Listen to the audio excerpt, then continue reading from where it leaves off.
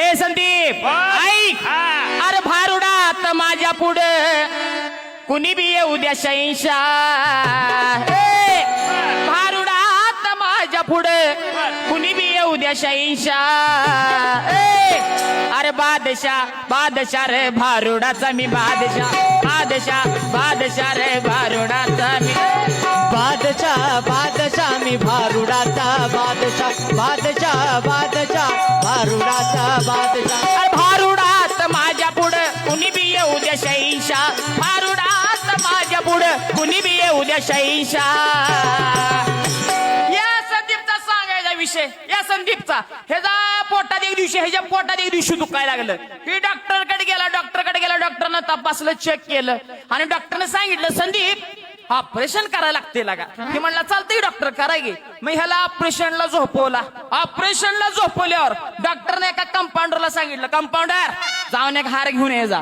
ह्यानं डॉक्टरला विचारलं, डॉक्टर ऑपरेशन आहे मग हार कशाला?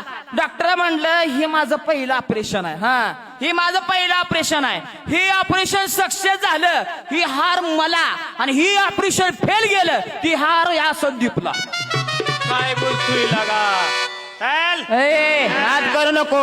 अरे बादशाह बादशाह रे भारुडाचा मी बादशाह, बादशाह बादशाह रे भारुडाचा मी बादशाह, बादशाह बादशाह मी भारुडाचा बादशाह, बादशाह बादशाह मी भारुडाचा. येडका मदान तो केवळ पंचानन, येडका मदान तो केवळ पंचानन. नाथानी सांगितलं येडका म्हणजे मेंढा, टक्कर देणारा मेंढा, मदन म्हणजे काम वासना, आणि पंचानन म्हणजे सिंह. मग सिंहासारखा गुरगुर करत टक्कर देणारा येडका.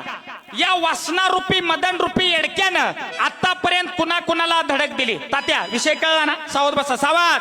तुम्ही आजार आहे काय? सावध बसा. या वासना रूपी येडक्यानं, मदन रूपी येडक्यानं कुणा कुणाला धडक दिली ते ऐका. एकनाथ महाराज म्हणतात, धडक मारली शंकर.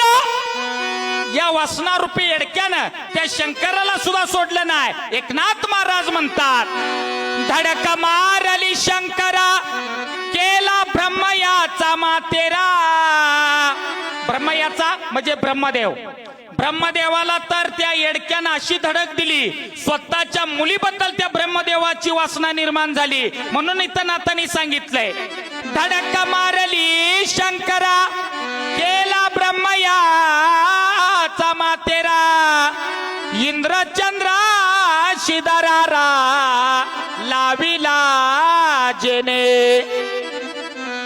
धडक मारली नारदा केला रावणाचा चेंदा. अरे या येडक्याला त्या रावणाला सुद्धा धडक मारली. हा रावणाची सोन्याची लंका होती, पण रावणाला कळलं नाही. रावणाची नजर त्या सीतामाईवर गेली आणि रावणाला सोन्याची लंका गमावावी लागली. म्हणून इथं प्रमाण आहे, वासनेच्या संगेत जाऊ नको मना, पाहत त्या रावणा कैसे झाले. धडक मारली नारदा केला रावणाचा चेंदा.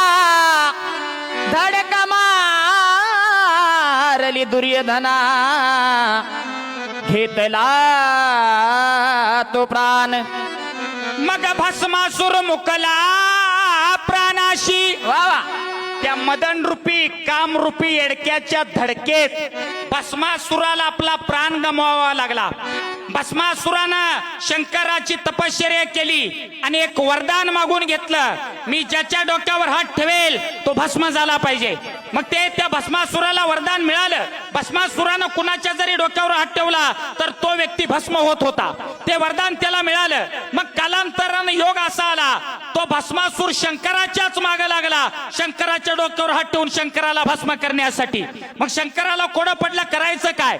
विष्णूनं एक आयडिया केली, मोहिनी रूप घेतलं. मोहिनी रूप, सुंदर स्त्रीचं रूप घेतलं. ती स्त्री त्या भस्मासुरा पुढे गेली. ही गाडी पागाळला. भस्मासूर येडा झाला आता मन आहे ओ बोलाती है मगर जाने का नाही, पण भस्मासुराला कळलं नाही. भस्मासूर त्या मोहिनी रूपा पुढे पागल झाला आणि मग त्या स्त्रीनं सांगितलं मी जसं नाचते तसं नाच. भस्मासूर त्या स्त्री प्रमाणे नाचायला लागला. त्या स्त्रीनं सुंदर स्त्रीनं काय केलं, नाचता नाचता स्वतःचा हात डोक्यावर ठेवला आणि त्या भस्मासुरानं पण त्याचा हात डोक्यावर ठेवला आणि भस्मासूर भस्म झाला. कशा पाय, वासने पाय. म्हणून त्या मदन रूपी येडक्याच्या धडकेत भस्मासुराला मरावं लागलं. इथं एकनाथ महाराजांनी सांगितलंय भस्मासूर मुकला प्राणाशी, तीच गती झाली त्या वालीशी. वालीला तर आपला सक्का भाऊ सुग्रीवाच्या बायकोवर वासना त्या वालीची फिरली आणि श्रीरामानी त्या वालीचा वध केला. इथं सांगितलंय येडक्यानं धडक मारल्यानंतर कोण कोण मेलं. भस्मासूर मुकला प्राणाशी, तीच गती झाली त्या वालीशी. विश्वामित्रा सारखा ऋषी, विश्वामित्र सगळ्यांना माहिती आहे त्या ज्याने 60,000 वर्ष तपश्चर्या केली तो विश्वामित्र. पण तो विश्वामित्र सुद्धा रंबे पुढं पागल झाला, वासना जागृत झाली. मग इथं नाथांनी सांगितलंय एवढा महान ऋषी विश्वामित्रा सारखा ऋषी नाडीला जेने. अरे मग या येडक्यानं सर्वांना धडक दिली, शंकराला धडक दिली, नारदाला धडक दिली, रावणाला धडक दिली. पण हा येडका कुणाला यावरता आला नाही. मग हा येडका बांधला कुणी, या येडक्याला खरं आवरलं कुणी. अरे सगळ्या देवांना या येडक्यानं धडक दिली. पण दादा तुम्ही आम्ही माणसं आहोत. मग हा खरा येडका आवरला कुणी, हा बांधून ठेवला कुणी. म्हणून तर आता मला सांगतात शुकदेवानी ध्यान धरून येडकानी लाकडूनी एका जनार्दनी चरणी बांधिला जेने. मग तात्या या भारुडाचा अर्थ असा आहे, या भारुडाचा सार असा आहे. अरे एवढा मोठा शंकर, ब्रह्मदेव, दुर्योधन, रावण, विश्वामित्रासारखा ऋषी, एवढी मोठी मोठी तपस्वी त्या येडक्या पुढं, मदन रूपी येडक्या पुढं हातपाल झाली. मग तुम्ही आम्ही माणसं आहे म्हणून दादा वासनेपासून सावध राहा. मग या कलियुगात सुद्धा तो येडका धडक मारत सुटलेला आहे. मग नसरापूर सारखं 3 वर्षाच्या बाळावरचं अत्याचाराचं प्रकरण आम्हाला ऐकायला मिळतं. कशामुळं, त्या येडक्यानं धडक मारल्यामुळं. मग हा येडका जर बांधायचा असेल तर या येडक्यापासून वाचायचं असेल तर मन करारे प्रसन्न, सर्व सिद्धीचे कारण.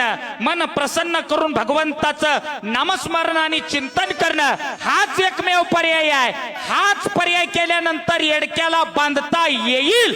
म्हणून नाथ महाराज शेवट करतात शुकदेवानी ध्यान धरुनी येडकानी लाकडूनी एका जनार्दनी चरणी बांधिला जेने.